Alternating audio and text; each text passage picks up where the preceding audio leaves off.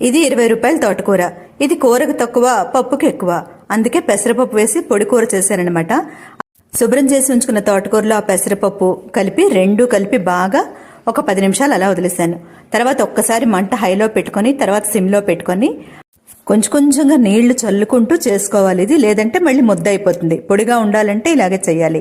మధ్యలో ఉప్పు వేసుకోవాలి. తర్వాత ఆఖరిని 3 వంతులు ఉడికాక పోపు వేసి అంతా బాగా కలుపుకొని మరి కొంతసేపు స్టవ్ మీద ఉంచాను. తర్వాత ఏంటంటే చిన్న గరిటెడు పల్లీలు తీసుకుని వేయించి పక్కన పెట్టుకున్నాను. అదే మూకుట్లో మెంతులు, ఎండుమిరపకాయలు, ఇంగువ వేసి బాగా వేగిన తర్వాత 3 టమాటాలు కట్ చేసి మూకుట్లో వేసి మగ్గించుకోవాలి. 3 పచ్చిమిరపకాయలు కూడా వేశాను. ఎందుకంటే పల్లీలు వేస్తే తీపి వచ్చేస్తుంది కదా, కారం చాలదు.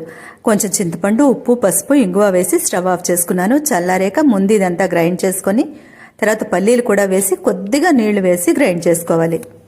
ఈ రోజు లంచ్ అయితే ఇదే అనమాట. మరి మీ భోజనం అయిందా?